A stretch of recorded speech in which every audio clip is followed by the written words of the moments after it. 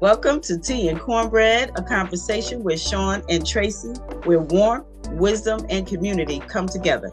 Just like a good meal shared with loved ones, our podcast brings heartfelt conversations with incredible people who are making a difference. We spotlight community leaders, change makers, and everyday heroes who uplift, encourage, and support those around them. Grab a cup of tea, pull up a chair, and join us as we share inspiring stories, real talk, and a whole lot of love. Because when we come together, we nourish more than just our bodies, we feed our souls. Hey everyone, welcome to Tea and Cornbread with Sean and Tracy. I'm Tracy. And I am Sean. And I am laughing. We have a very, very wonderful young man with us today. Dr. Yes. Smith. Dr. Smith. Yay. Yes. We'll get into doing our standard breathing. We'll read from our affirmation for this morning, and then we will get to talking to Dr. Smith. All right. Telling us all things about him. All things. All things. All things about him This'll be a as a short show, then. cardiologist. Yes, Okay. yes. Oh, no, we getting personal, too. Yeah. Okay. But anyway, okay, let's get started, my sister. So how was your weekend? My weekend was great. We had an event yesterday, which you were there with your new co-op. North End Co-op. Yup. Mm-hmm. Your, Juices. yup. Okay. And I don't know New what's Path, going on New right Path now. Wellness information. And we had other vendors that was there, very informational. Like we said, to my left, we had the doc there. He gave out some good information, had talks with the people. They loved him. Yeah. And I'm very excited to have met him yesterday. I don't know him, even though he grew up in Waterbury, but he'll get into that a little bit later. I will. Yeah. Yes, sir. It was a great event. It was Definitely. given by Black Women United, Yes. Bridge to Success. There was one other group. What was the other group? I forget. I the don't know. I other was group. representing Empowering Your Body. Oh, there you go. There you go. Empower your body. But it was to celebrate the men in our community Yes. that's doing extraordinary things. So It was an I awesome loved event. it. It was. And we knew everybody. That was great. You know, they were all born and raised in Waterbury. Yes. And from all ages and all different ways that they service the community. Yes. It was awesome. And of course, Dr. David Smith, someone I grew up with. And he, Little Dave, we used to call him Little Dave, is in church. Don't Yes, bring it up. yes. I'm not. It's our secret. But we are so proud to have him here. Yes, but I'm so I have something proud. to say, too. Okay. I won first prize yesterday. Yes, you because I did. ran around Fulton Park You know, 2 times. It was walk and talk with the doc. you should have been excluded. And you know why he's saying I should be excluded? Why? Because none of the men, One. one of the men, yes, one of the recipients, Ian, I think his name was, Okay. he came in third. And the doc was like, I don't understand why all these women have the trophies when it's a man event. You know why? Because they didn't walk. They didn't run. No, They no, don't walk no, or no, run. Because now we got you recorded. The reason why it's called a men's walk, but you said you ran. That means you cheated. That means you're disqualified. So a man did win. Doc, you want me to call you out right now? Nah, Did you? Doc. No, I didn't we're not having that. Doc, We're not- I didn't. Tracy, we started pushing. Yeah. restrain Okay. yourself. Okay. Restrain We stop. But no, yesterday's event was an awesome event. Yeah. Arlinda and all the groups, they always put on wonderful, Yes. wonderful events. And we do want to say that we appreciate you for coming in and Yes. gracing us with your presence and your Yes. knowledge, the education that you gave people. It was just awesome. They were crawling like Yeah. crabs in the barrel to get to you. They were. Every time I turned around, they're like, I want to talk to him. But every Yeah. time I turn around, he's talking to somebody else. Oh. Yeah, I had to intervene a few times. I'm like, Doc, this way. Yeah, Doc, you did. over here. He probably was like, who is this lady? I was like, I can't wait to talk to her the next day. That's what it was. Yeah. Awesome. Yeah, We're glad you're yeah. here. Yes, thank you. Thank you thanks. again for accepting the invitation. Definitely. It's definitely more than I thought it was going to be. It's It's more really than- good. Yeah. Oh, awesome. So let's talk about that. Well, first I want to introduce you again, right? I'm going to read your short bio here. I know you don't want me to, but know, I know. I'm going to anyway. For those that don't know who you are, okay? So this is Dr. David Smith. is a graduate of the University of Connecticut and Robert Wood Johnson Medical School. Dr. Smith is trained in internal medicine, vascular biology, and cardiovascular medicine at Yale University and currently is an assistant clinical professor. He has been the site principal investigator on numerous studies in cardiopulmonary disease. Dr. Smith has published in vascular biology, statin endothelial. Endothelial. Thank you. Endothelial interactions. Did I still say it wrong? It's okay. It's okay. This is doctor. He got to pronounce it. Dyslipidemia, right? In sleep apnea and disparate say it for me. Listen. I never read that. All right. So Relevant clinical outcomes. Oh, ethno-relevant? Yes, there you go. Thank you. NIH Pride Scholar, past board member of research chair for the Association of Black Cardiologists. Dr. Smith is a fellow of the American College of Physicians and American College of Cardiology. Thank you, thank you, thank Awesome. you. All of that. Yes. Yeah, but there was more. I found more on you, but we won't go there. We Okay. won't go We'll there. let you talk about but, it. I mean, you are That's why we're very, not gonna- very astute in all of these different, when we talk about cardiology and we talk about biology, vascular biology, that's the veins and all. So what I love about this is that it's a multifaceted. So you're not just a cardiologist, internal medicine and things like that, but I feel like, okay, let me bring it back, right? That it seems like when you're going to specialists, they only concentrate on one part thing. of the body. And where for you, you're concentrating basically on the full part of the body. You know what I'm saying? Like all the organs that work together, your lungs, your vascular system, all of that. So I appreciate that. And I want to talk about a little bit about what you said yesterday. There was something you said yesterday that I was like, we're going to bring that up and go more deeper into that. Because, we're about natural wellness. We're about that wellness piece, the whole body, not just one part. And what do you do to get to the part where you have to prevent surgery? But we won't go there yet. So let Ms. Tracy here have a couple of questions for you. Talk I about. didn't have no questions. All for this right. meeting. Well, listen. No. So I'm just kidding. I'm just kidding. No, so for real, But I do have a question, and it's just a basic question. What got you started in cardiology? What made you want to go into the medical field? Those are two different questions. Well, All right, answer both of them. So, all right, cool.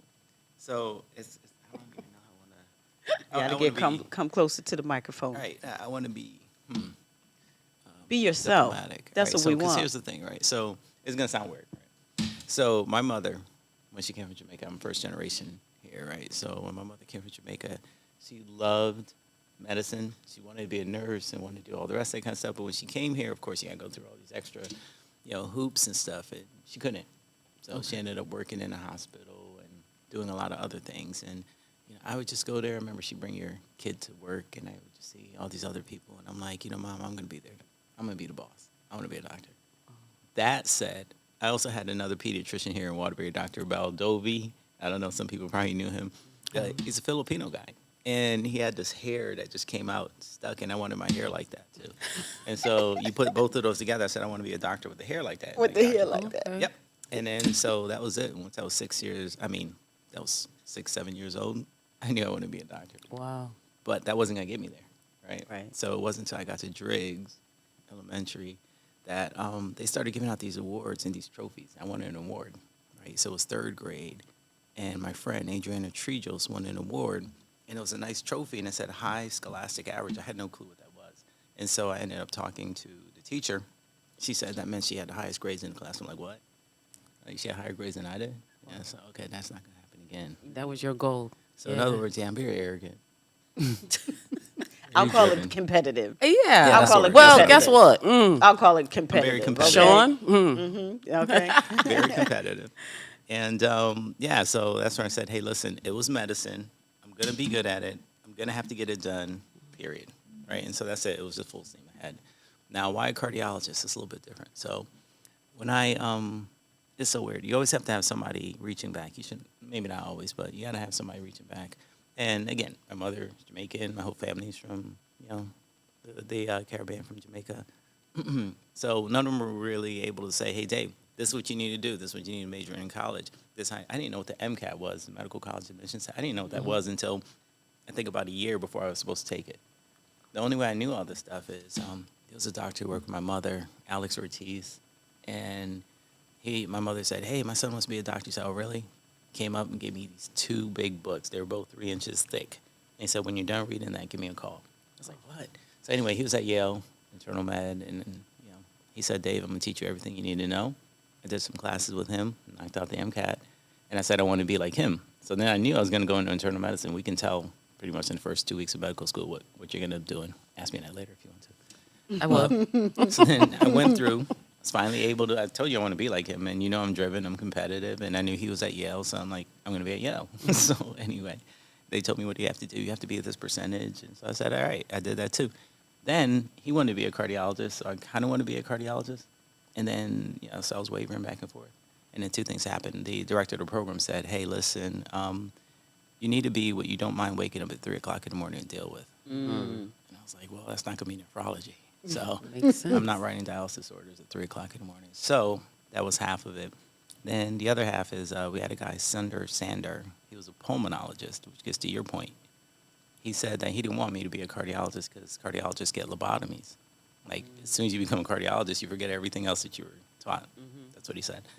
And so because of that, I said, no, that's not going to happen here. Again, that competitive, arrogant, competitive. That's not arrogant. I don't think it's arrogant. Me either. All right. Well, then I don't either. It's competitive. Yes. Get it, that part. But that's it. That's all I got to be a cardiologist. I keep hitting something. You're You're hitting the you're- table. Yeah, that's All okay. right. 'Cause We're you're here. Good. We're here. We're here. So that's awesome. That's awesome that you went to those different things. But what is it that you like the most about it? About cardiology? About cardiology and internal medicine, because internal medicine covers everything. Correct?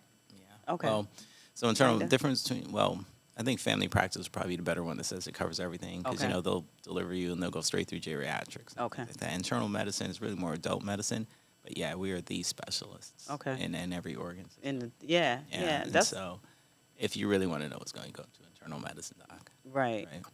So you're wondering how and what I like about cardiology. Yeah. Keeps me in it. Mhm. Here we go back to the other one. Watch out. Tracy. It's the life and death one. Okay. If I were It to is. do one thing wrong, it's all over. Right. Right. Okay. So that plus the evidence that's out there, it's evidence-based. It's the only one that's as evidence-based as it is. We're not into, hey, yeah, take this, do that, because, my grandmother did it and she lived till 235 years old. And no, it's not that. You got to show me the data. And because of that, and the fact that it's so delicate and it's so serious and the consequences are so dire, I like being that one in charge. All right. All right. I like that. So, okay. Just got that look. So, No. go ahead. Am I No. Go ahead. I'm just amazed. Like, honestly, I am. And kudos to you for following your goals and also trying to piggyback off those other cardiologists. Oh, yeah. That was awesome that Yeah, you it's even amazing. had people to look back and to kind of take you underneath their wing. You have to. Yeah. So That's what I do now. I have four. that's what I was some going to say. mentors. So how do you do that now, that you're in a position to reach back and help somebody? Interesting. Yeah, so, because I was one of the panelists for Black Men, White Coats. They just Okay. had the Yes. annual one. Yeah. Yeah. And so a lot of people that I grew up with brought their kids there. I was like, what? So they're like, hey, yeah, Dave, remember wanna- what you were going to do? Can you talk to my son, my daughter, that kind of thing. But in North Carolina, I have a couple of people who took the MCATs and they just bombed it. They just could not do well. And so, I took them under my wing to show them the same MCAT stuff that Alex taught me. And then I think going back to Kennedy, I did this thing here where I went back to the high schools, Kennedy, Crosby. I was supposed to go to more and just gave a talk. And then those people were just reaching out to others and say, hey, let's talk to David. So, yeah, that's it. I love doing Nice. that. I Nice. tell people, even other places too, I say, hey, listen, and again, this is the confidence. Ready? Yeah. I said I could teach anybody medical school in about 3 weeks. Oh wow. That's wrong. Well, yeah, I said that. It'll take 3 months. It'd take at least 3 months, at least. But the good thing is you will take the time. It sounds like, to actually have a conversation with a young person that is like, what do you think? And then how many of those look like you? You know what I'm saying? Where that's very important for us because you talked about equity.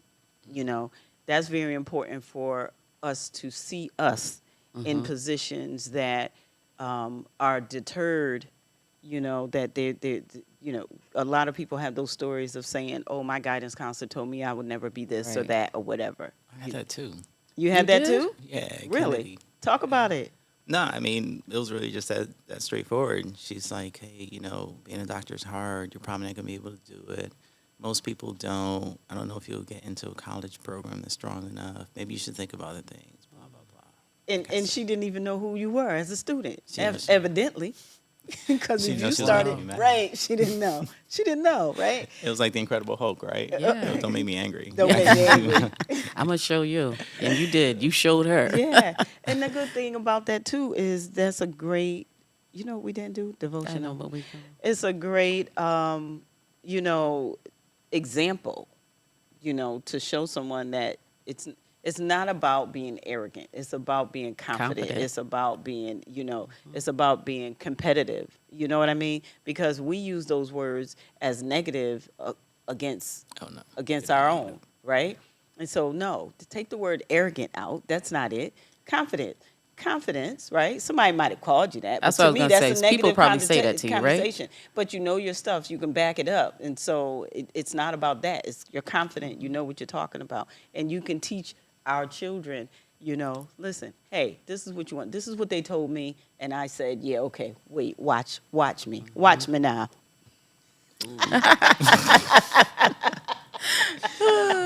Right? But just so you know, back to the Alex thing. Alex is the one that used the word arrogant, so that's why I brought it on. Okay. Like, Okay. He's like, when you walk in the room, you gotta, command. You got to command the room. He's gotta, yeah. Absolutely.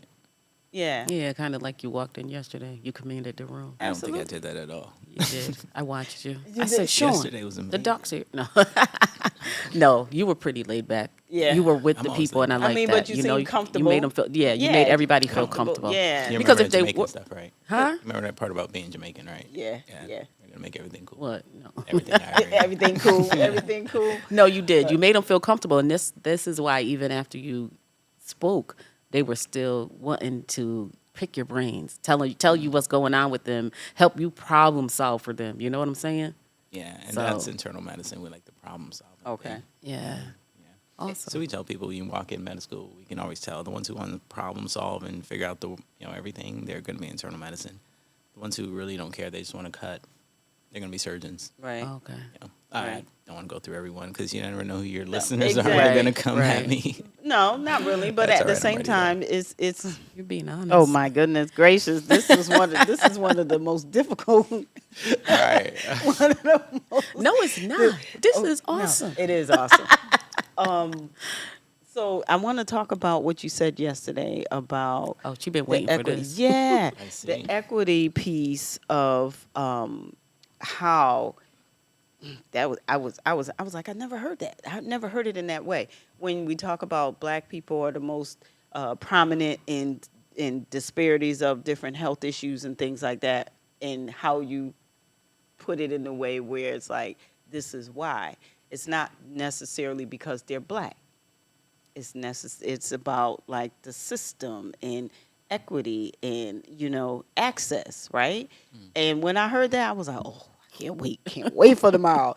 But at the same, I know, but at the same time though, without going deep into it, because I really want people to understand the health piece of things, because you also talked about let's get to the root problem. Surgery is not the first thing to do. Let's talk about, when you talked about someone that was a heavy person that wanted surgery for weight loss. I remember now. Right? So the one for weight loss, let's start there, because you know what?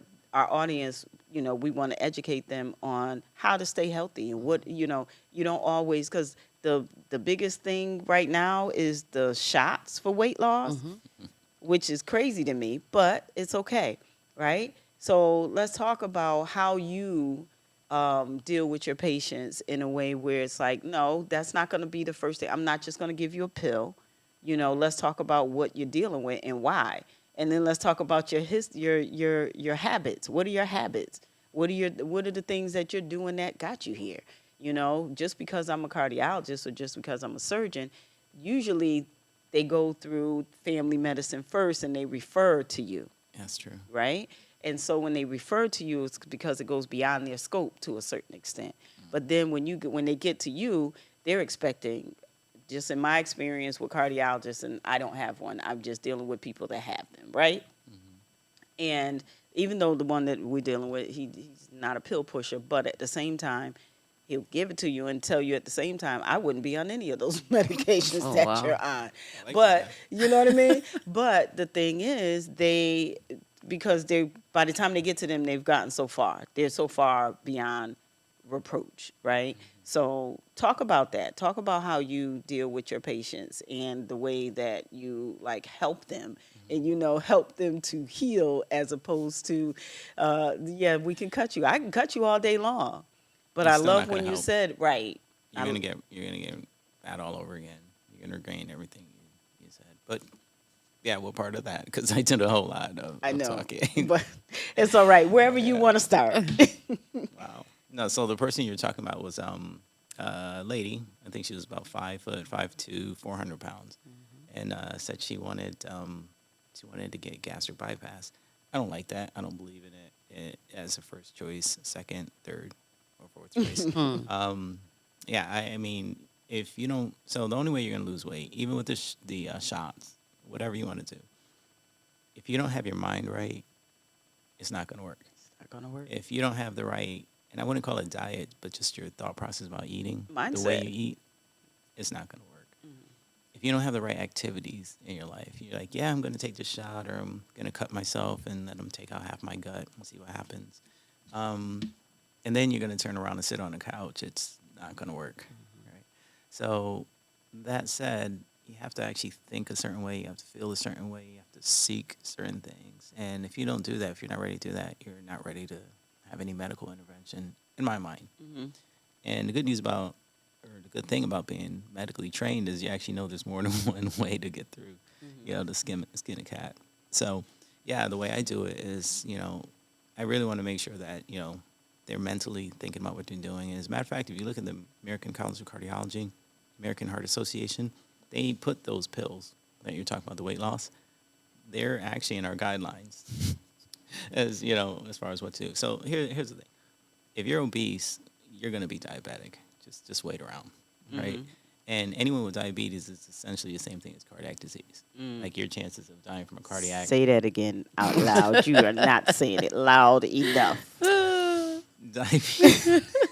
Diabetes is what we call a cardiac equivalent, Okay. cardiovascular equivalent, and Okay. that your chances of dying from a diabetic complication is about the same as if you already had a heart attack and you're going to get another one, that kind of thing. I mean, people with diabetes don't die of diabetes, right? You Right. die because you had a heart attack, stroke, or we cut something off and it gets infected. Right? Yeah, so something like that. But so obesity will lead to diabetes. Just live long enough. That's the way it works. And again, everything I say, these are general. I mean, you're going to find 5 or 10% of those people who it doesn't apply to. There's something called the obesity paradox where they get really big and nothing happens. Nothing happens, That yeah. kind of stuff. But for the other 95% of the people, this actually makes a lot of sense. So, yeah, what I do is, especially for this lady, I said, listen, this is what we're going to do it.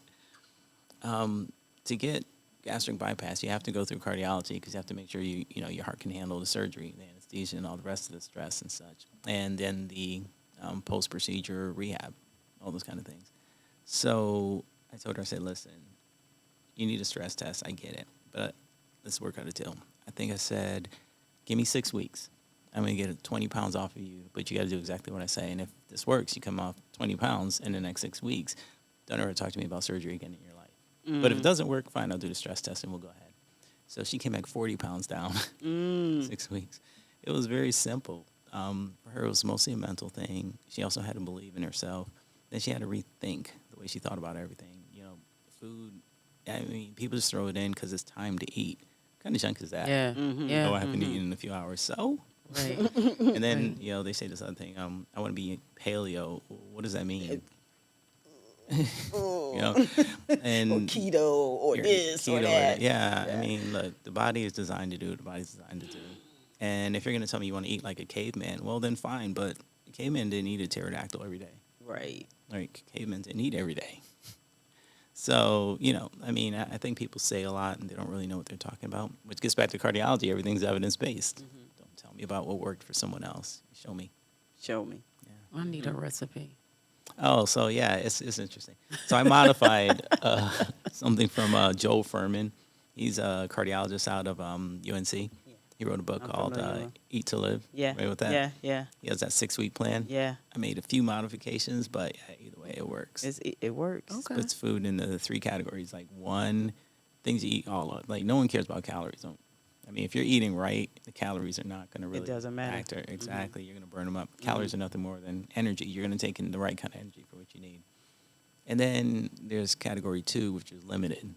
Those are the things that everybody wants to focus on: rice, bread, potato, pasta, sweets, and all the rest of that kind of stuff. They're like, you know, yeah, but eat brown rice instead of white rice, or sweet potatoes instead of regular potatoes, and wheat instead of, I don't know, White. whatever. Yeah.